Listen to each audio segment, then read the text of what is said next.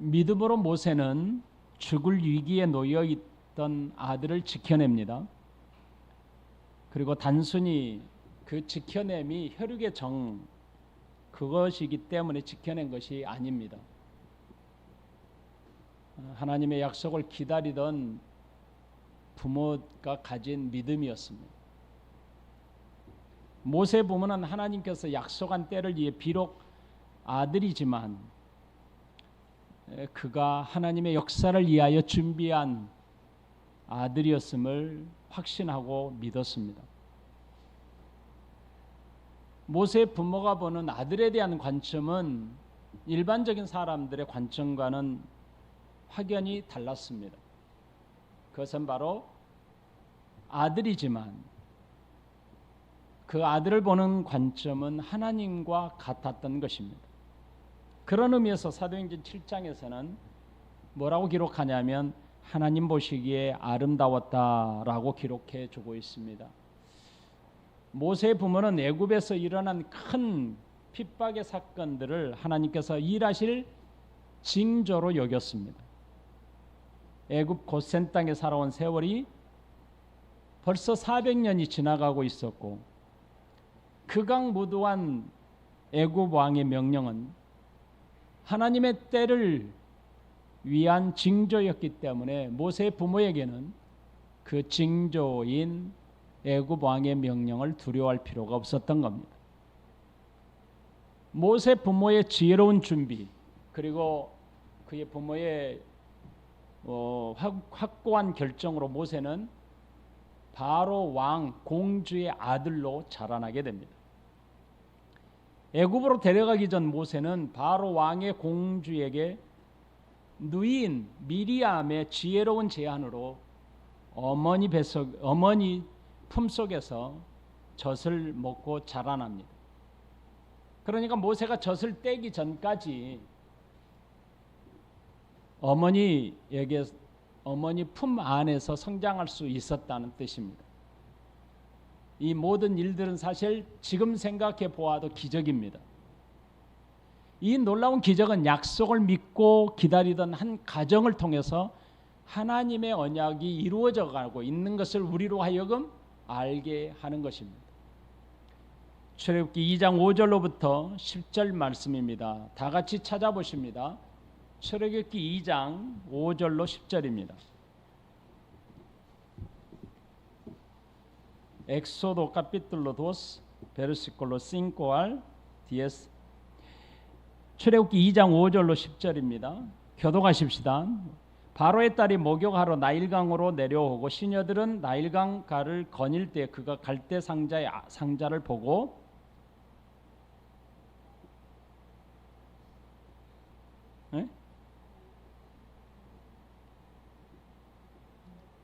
출애굽기 2장 5절 왜 안 읽으세요?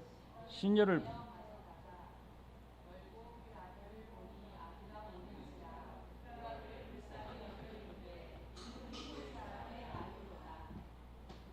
제가 덜 읽었군요. 저 칠칼 생각하다가 그 부분을 놓쳤어요. 제가 7절 읽을 차례죠 이제. 그의 누이가 바로의 딸에게 이르되 내가 가서 당신을 위하여 히브리 여인 중에서 유모를 불러다가 이 아기에게 젖을 먹이게 하리이까.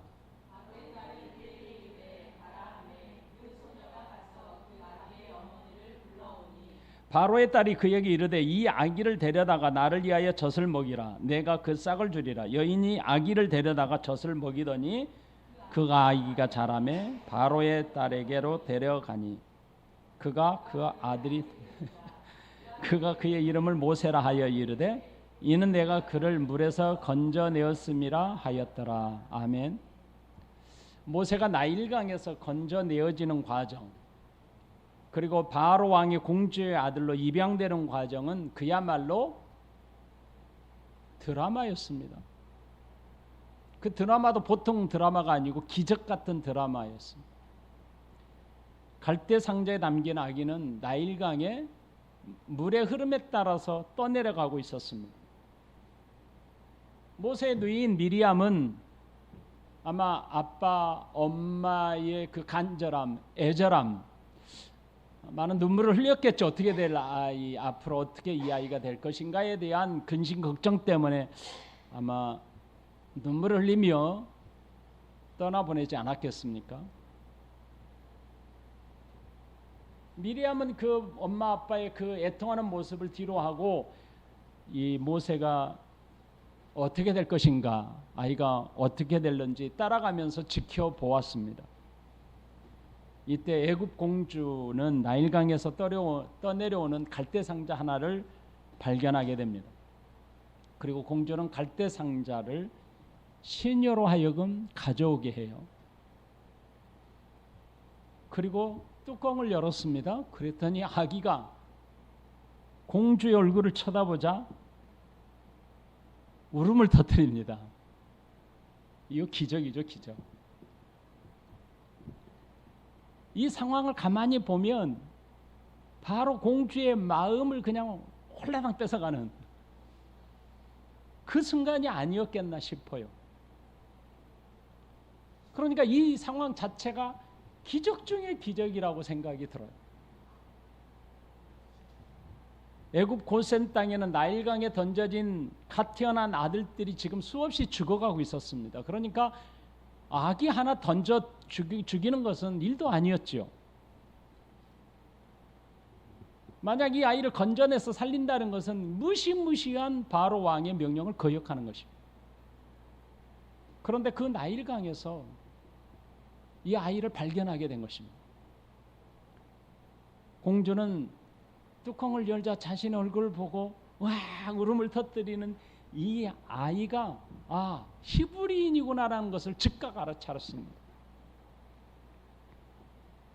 공주가 히브리인들의 아들은 나일강에 던지라는 바로 왕, 애굽 왕의 명령을 모를 리가 없었잖아요.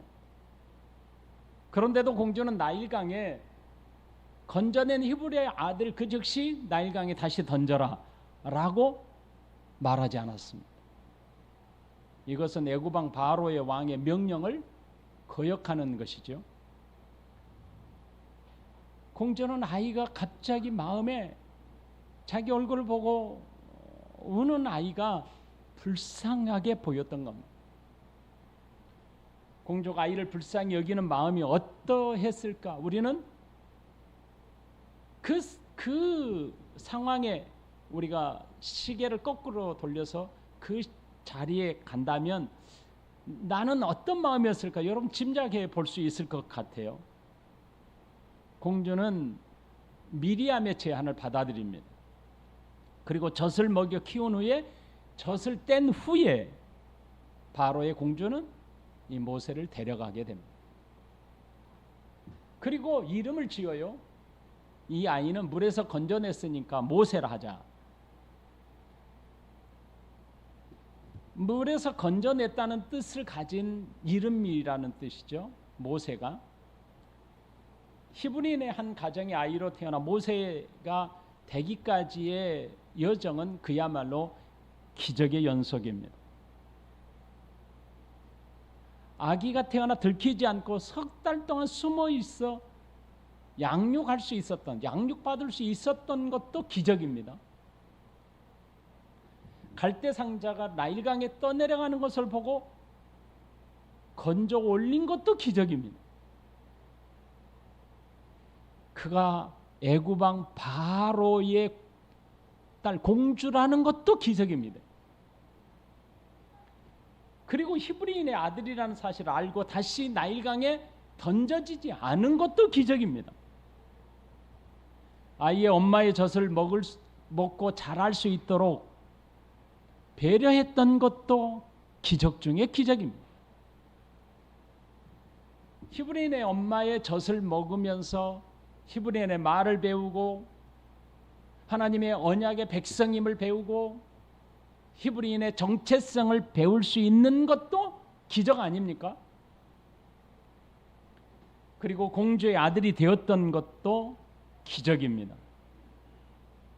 그러므로 물에서 건져내어졌다라고 이름을 지었던 것은 절대로 우연이 아니라는 것을 우리는 기억하셔야 합니다. 모세는 기적의 아들입니다. 나일 강물에서 건져낸 그야말로 말 그대로 기적의 아들입니다. 노예였던 히브리인 가정에서 태어나 애굽 공주의 아들이 되었던 것입니다. 모세라는 이름은 모세의 부모가 지은 것이 아니라 아시지요? 바로의 왕의 딸 공주가 지은 것이 바로 이름 모세입니다. 놀랍게도 모세라는 이름에서 우리는 예수 그리스도의 이름을 예표하는 것임을 발견하게 돼요. 예수님께서 잉태하실 것에 대해서 말씀하시면서 예수님이라는 이름의 뜻이 무엇인지 천사를 통해서 해석해 줍니다. 마태복음 1장 21절 아들을 낳으니 이름을 예수라 하라. 이는 그가 자기 백성을 그들의 죄에서 구원할 자임이라 하니라. 여러분, 공주는 물에서 아기를 건져내었다 하여 그의 이름을 모세라 지었습니다. 그래서 모세는 물에서 건져내다, 구출해내다 라는 뜻입니다. 결국 모세는 이름 그대로 장차 하나님의 백성들을 애굽에서 구출해내는 지도자가 될 것입니다. 그리고 마침내는 그 지도자가 되었습니다. 예수님께서 자기 백성을 그들의 죄에서 구원하실 자가 된 것처럼 모세도 하나님의 백성들을 건져내는 지도자가 된 것입니다. 하나님께서 모세를 예수님의 예표로 삼으신 것은 장차 세워질 백성 공동체에게는 아주 중요한 의미를 가지고 있습니다. 하나님은 모세를 장차 오실 예수님을 예표하도록 하신 역사적인 의미가 매우 크도록 하셨습니다.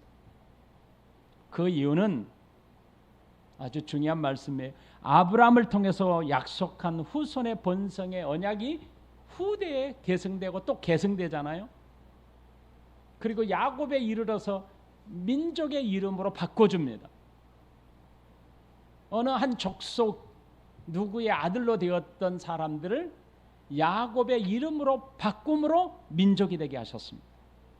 그러므로 야곱의 12자손은 장차 이루게 될 민족 공동체의 12지파의 대표자가 되게 하셨습니다. 그리고 요셉을 통해서 크게 번성할 민족의 기초를 놓아주셨습니다. 그리고 400년이 지납니다. 이 400년 동안 번성하여서 민족 공동체가 되었던 것이죠. 그러니까 400년을 지내면서 민족 공동체로 크게 성장하게 된 겁니다. 그런 역사가 지나가면서 야곱의 12아들을 통해서 번성된 민족 공동체는 바로 한 나라로 세워지게 된 것입니다. 이 민족 공동체는 하나님께서 약속한 대로 바로 이스라엘 나라로 불리워집니다. 하나님은 민족 공동체의 출애굽을 위해서 아브람과 요게백을 통해서 누구를 준비하셨습니까? 모세를 준비하셨습니다. 하나님의 백성 공동체인 이스라엘은 하나님의 약속대로 모세를 지도자로 삼고 출애굽하게 됩니다. 하나님은 민족 공동체의 지도자인 모세는 태어나는 순간부터 그러므로 예수 그리스도를 예표했던 것입니다. 모세가 새롭게 세워지는 이스라엘 공동체의 지도자인 것과 같이 예수 그리스도를 통해서 세워질 하나님 나라 공동체를 위해 예표로 모세를 삼으신 겁니다. 하나님은 이스라엘 공동체는 장차 오실 메시아를 통해서 세워질 공동체의 원형인 그림자로 삼으신 겁니다. 그래서 구약의 이스라엘을 신약의 교회와 같은 것으로 구약의 교회라라고 부르는 겁니다. 이해가 되셨습니까? 그래서 오늘날 한국 교회나 한국 광화문에서 이스라엘 국기를 들고 있는 것은 의미가 완전히 다른 것입니다. 이미 지나간 예표를 여전히 그림자를 여전히 붙들고 있다라는 의미입니다. 그들은 이미 실체가 오셔서 하나님의 나라의 공동체, 예수 그리스도가 세워지는 공동체가 이미 실현됐는데, 여러분 물어봅시다.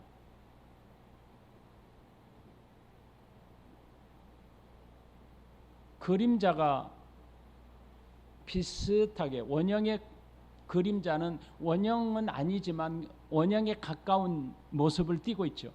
자, 그러면 그림자로 붙들고 살던 사람들이 원형이 있어요. 그럼 뭘 붙들어야 됩니까? 이제부터 원형을 계속 무시하고 나는 그림자가 좋아, 그리고 그림자를 붙들고 살 사람이 있겠습니까?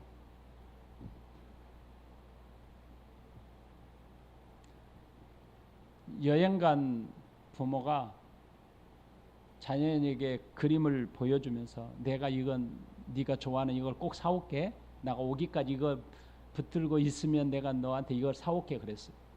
그랬더니 아이가 그걸만 아침과 저녁으로 보면서 이거 사다 주세요 이렇게 계속 마음으로 빌었어요. 사다 주세요. 부모가 딱 집에 도착해서 짜자장 사왔어. 그런데 쳐다보지도 않고 나는 이것이 좋아, 계속 그것만 있으면 그 사람이 사람입니까 여러분? 정상적인 사고를 가진 사람이냐고요? 아니잖아요. 그렇죠? 구약의 이스라엘 공동체는 장차 메시아를 통해서 세워질 하나님의 나라의 공동체의 예표, 상징, 그림자였던 것입니다. 그 지도자, 그림자의 지도자가 모세가 되게 하신 겁니다. 그래서 그의 이름도 애굽에서 백성들을 구출해내는 의미를 담고 있는 모세입니다. 모세는 예수님의 예표로서 삶을 살아가게 됩니다.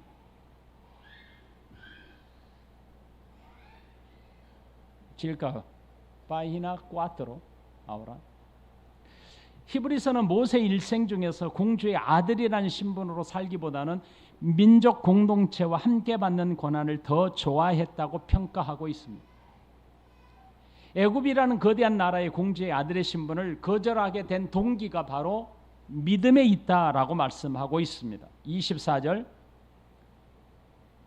히브리서 11장 24절, 믿음으로 모세는 장성하여 바로의 공주의 아들이라 칭함받기를 거절하고, 모세가 바로 공주의 아들이라 칭함받기를 거절했다라고 기록합니다.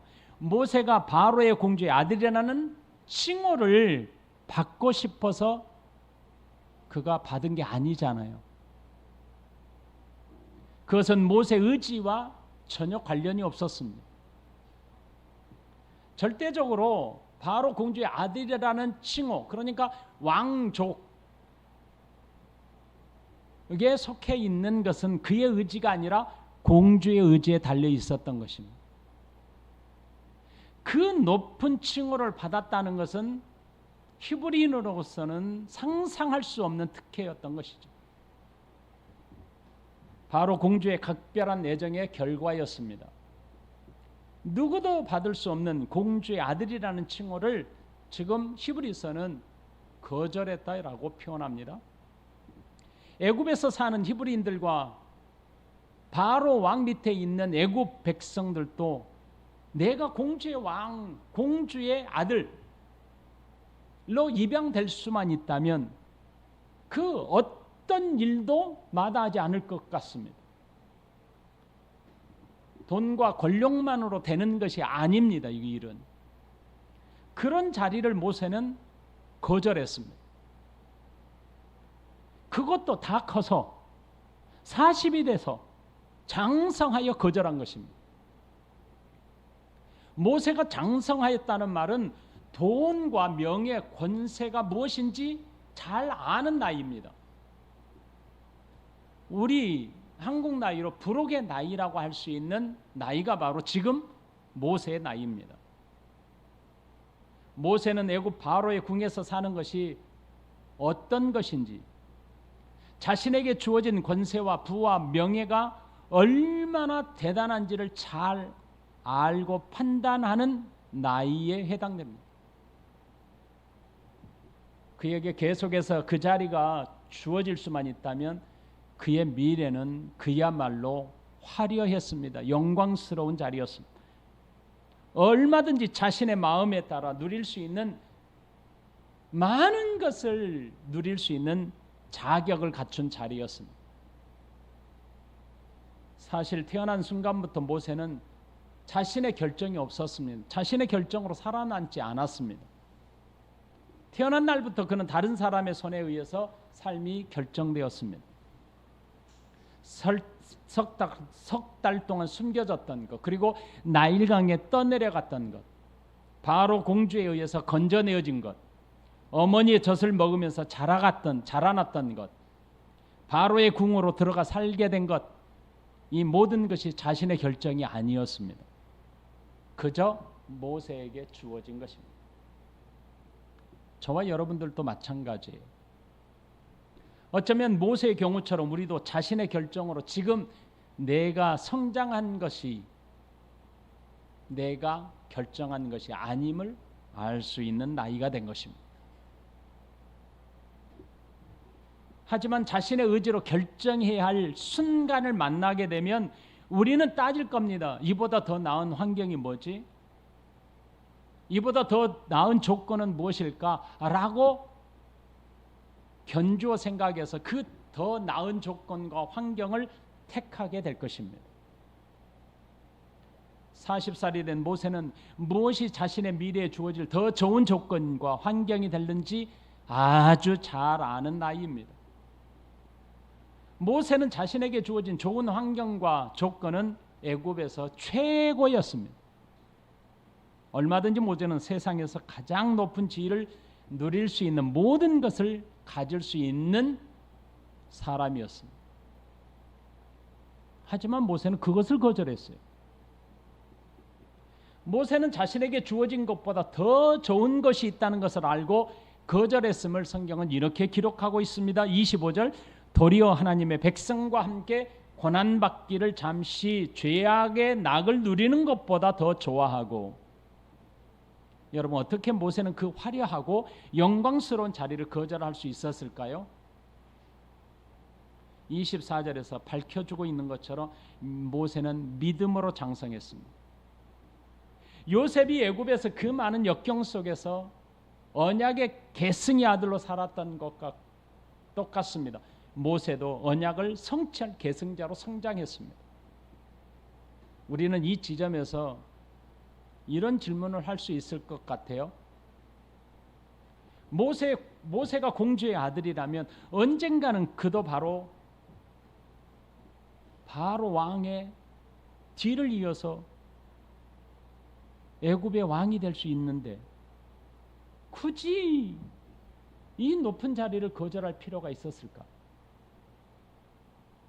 만일 왕이 되지 않는다고 하더라도 만에 하나 공주의 아들이라는 그 왕족이라는 높은 위치에 계속해서 있다면 지금 자기 신의 동족들이 얼마나 많은 고난을 받고 있습니까? 그러니까 훨씬 더 나은 삶을 위해서 자기가 희생할 수 있지 않을까?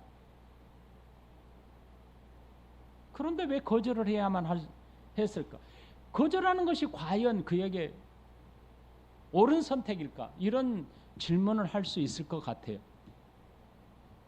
여기서 설교를 끝맺히고 여러분에게 이 숙제를 드리고 싶지만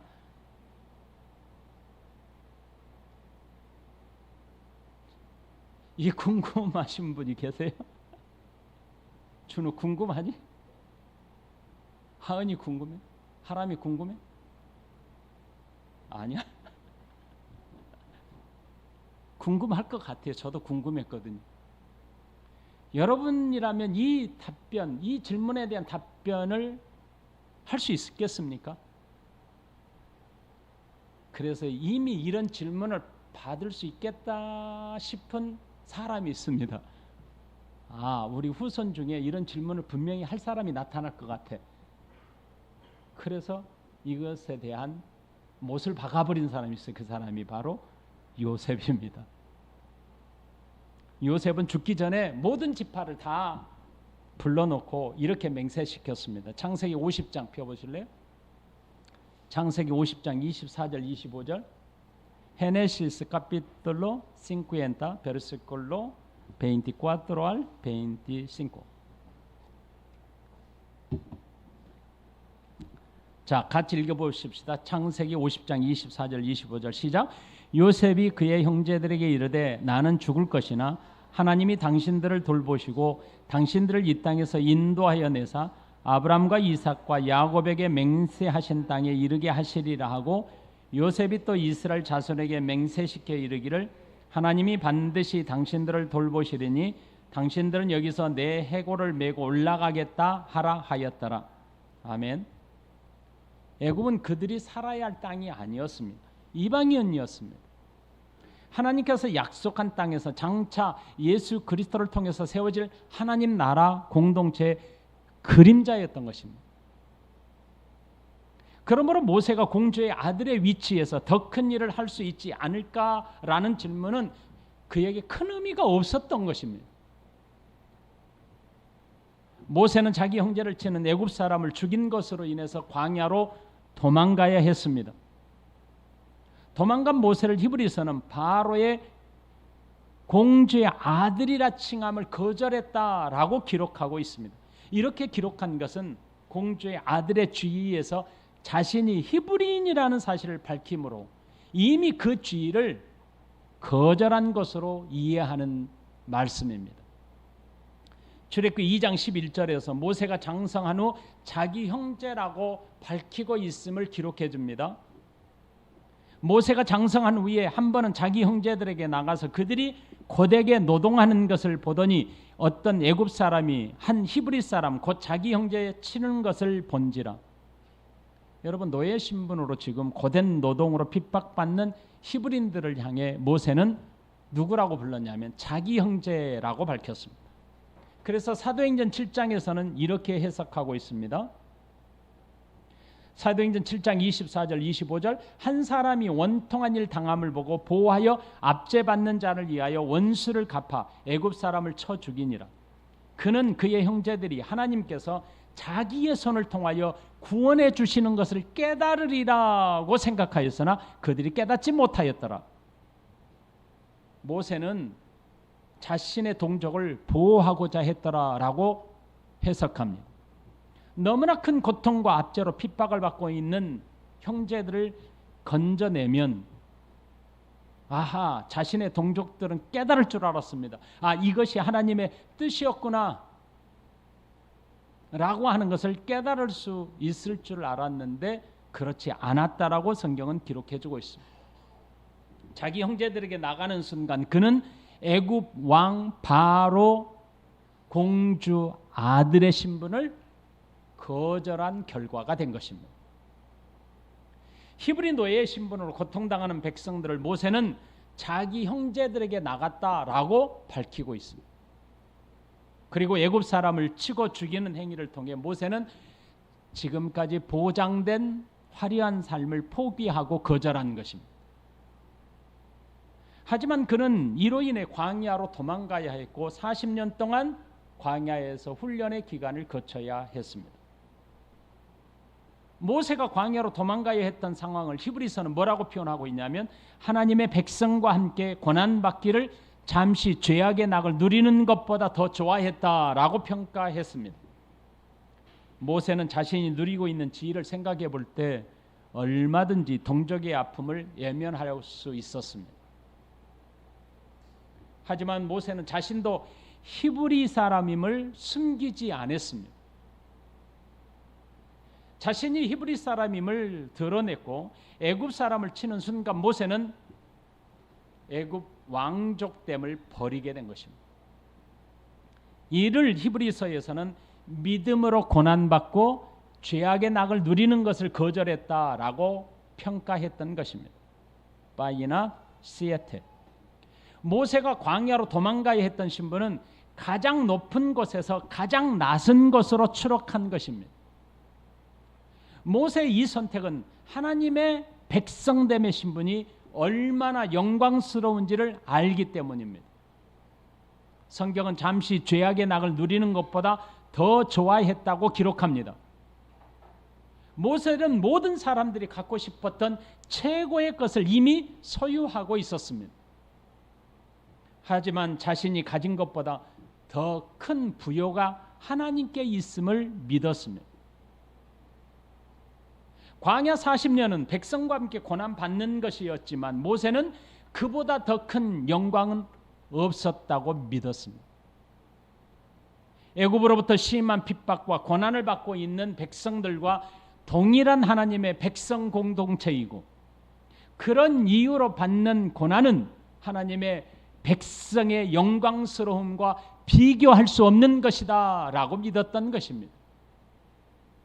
모세는 바로의 궁에서 최고의 학문을 배웠던 사람입니다. 사도행전 7장 22절에서 모세가 애굽 사람의 모든 지혜를 배워 그의 말과 하는 일들이 능하더라 라고 밝히고 있습니다. 그는 세상에서 그 누구도 누릴 수 없는 놀라운 부유함을 누렸습니다. 그러나 모세는 하나님의 백성과 함께 고난받기를 잠시 죄악의 낙을 누리는 것보다 더 좋아했다라고 기록합니다. 실제로 당시 애굽의 백성들은 많은 우상들을 숭배하고 있었습니다. 여러분이 성경을 읽어보면 출애굽할 때에 10가지 재앙이 있었습니다. 그 10가지 재앙이 다 애굽 땅 섬겼던 우상들을 대표했던 것입니다. 우상 문화 속에서 그는 최고의 학문과 부여 속에 성장했습니다. 그러니까 모세의 기억 속에는 애굽 왕족으로서 받을 수 있는 최고의 학문을 배웠기 때문에 우상 문화를 너무 잘 알고 있었던 것이죠. 그런데 모세가 기억하고 있는 것, 잊지 않았던 것, 결코 잊혀지지 않는 것 하나가 있습니다. 그것은 바로 어머니 품속에서 어머니의 젖을 빨고 성장할 때 어머니로부터 들은 하나님의 말씀이었습니다. 어머니의 신앙 교육이었습니다. 뚜렷한 기억 속에서 하나님의 언약을 가르쳐 주셨던 어머니의 품을 잊지 않고 살았던 것입니다. 그래서 참신은 오직 하나님 한 분임을 잊지 않았습니다. 그러므로 믿음을 붙잡고 살던 모세는 애굽의 부요함이 죄악으로 만들어내는 결과라고 믿었던 것입니다. 애굽의 궁전에서 누리는 최고의 부유는 노예 신분으로 고통하는 하나님의 백성과는 어울리지 않았던 것입니다. 40년간 바로 궁전에서 누리는 것은 세상에서 누릴 수 없는 최고의 것이었습니다. 하지만 40년이 지난 지금의 모세는 자신의 동족이 고통을 보는 그 순간 자신이 누구인지 자신의 정체성을 보게 된 것입니다. 모세는 애굽의 모든 보화와 권세, 명예가 있는 그곳과 결별하는 것을 두려워하지 않았습니다. 하나님의 백성들과 함께 하는 것을 택했습니다. 하나님의 백성들과 함께 하겠다는 결정은 40년의 궁궐에서 있었던 모든 것들과 결별하는 것입니다. 어머니로 따르던 공주,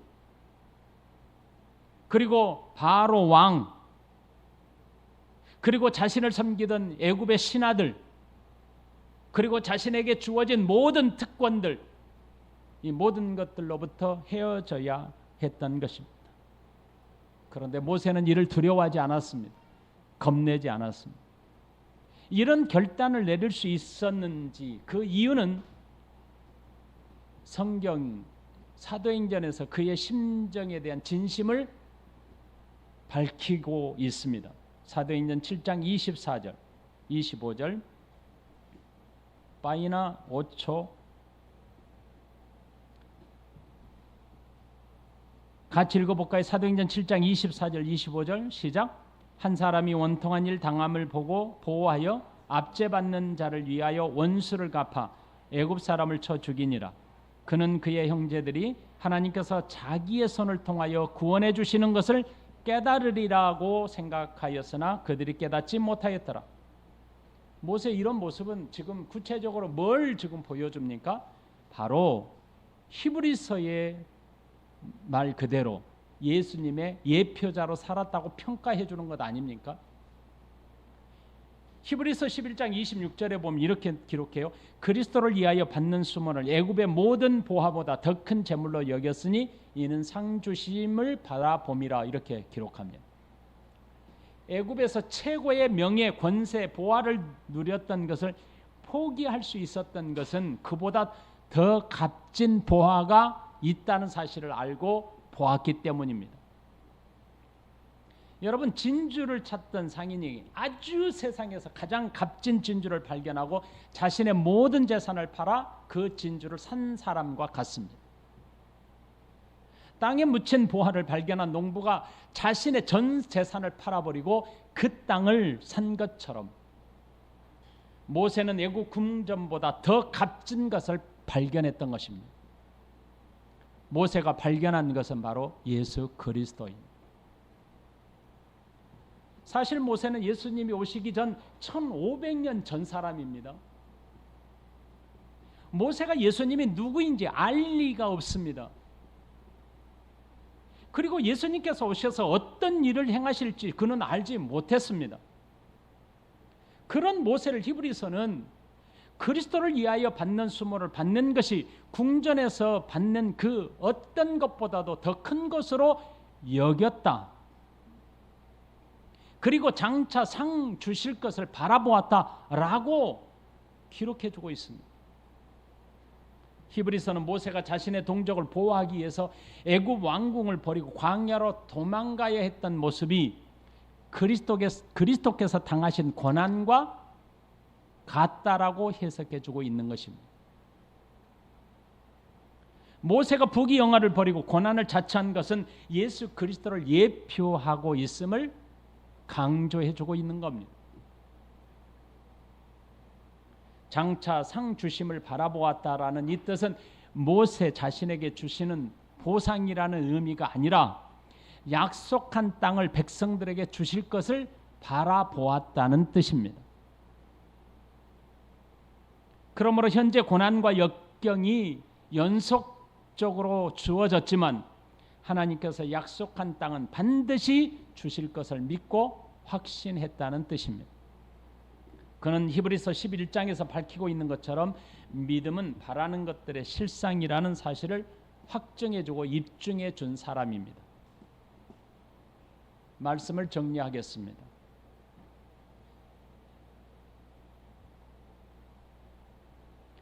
모세는 믿음을 가진 자의 초상이 되었습니다.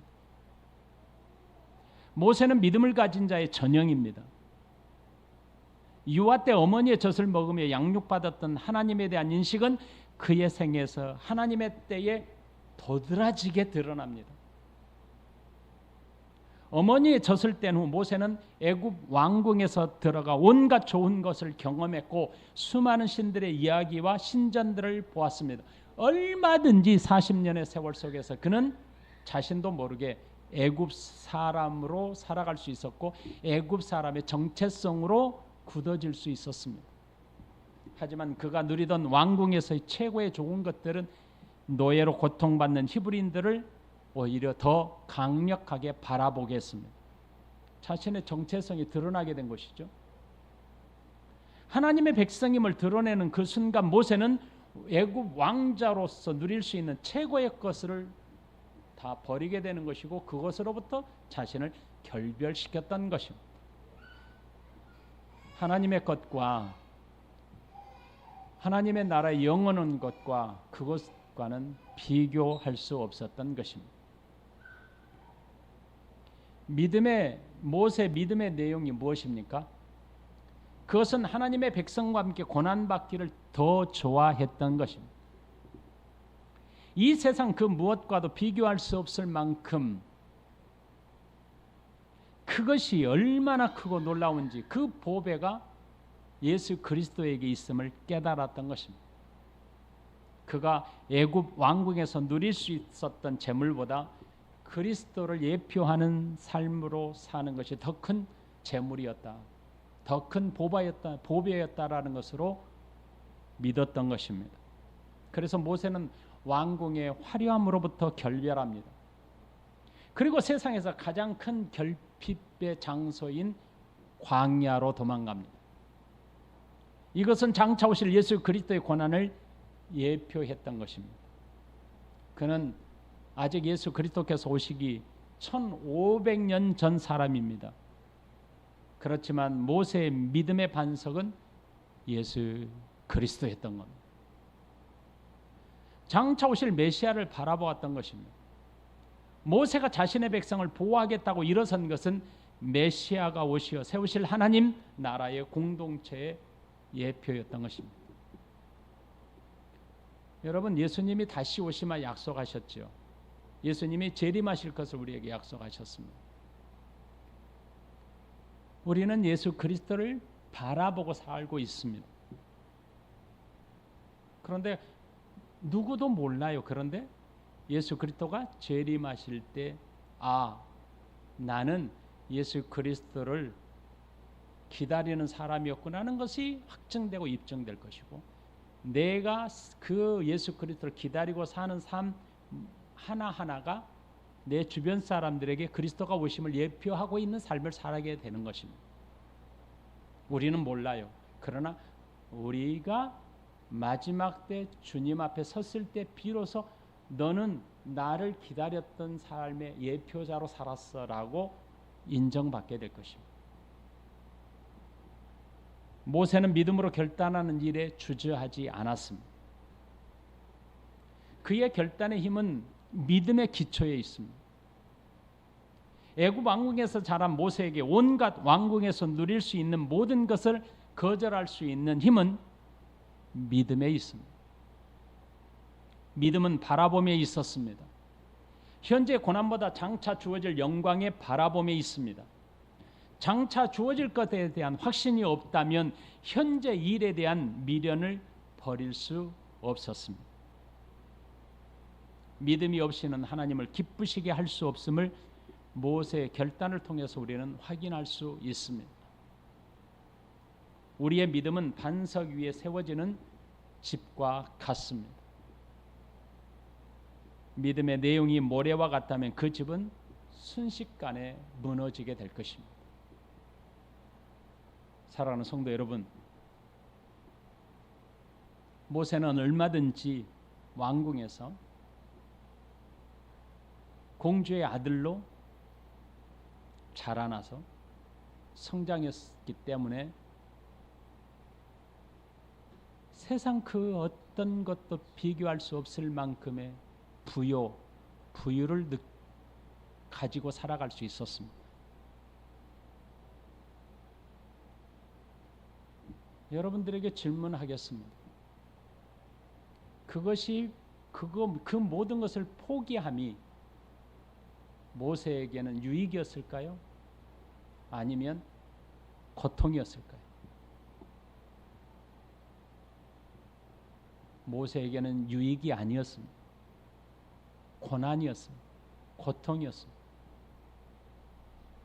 그런데 왜 모든 것을 거절하고 포기하고 그 고난의 길을 택했을까요? 그 이유 한 가지입니다. 한 가지. 믿음입니다. 모세는 무엇을 바라보았다고요?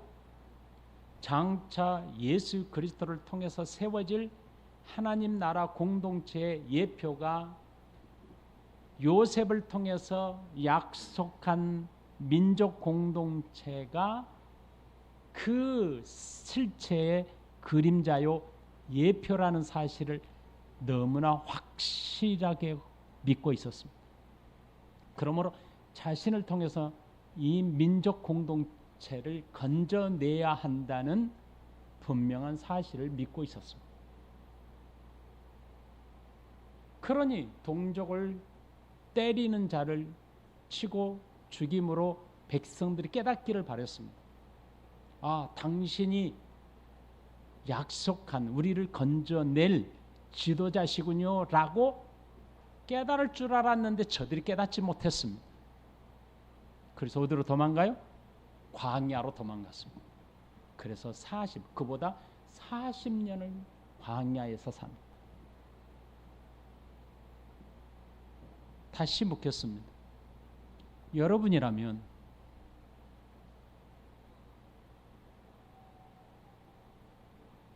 공주의 아들이라는 직위를 거절할 수 있겠습니까? 그 화려함을 버리면 여러분에게 복이 될까요?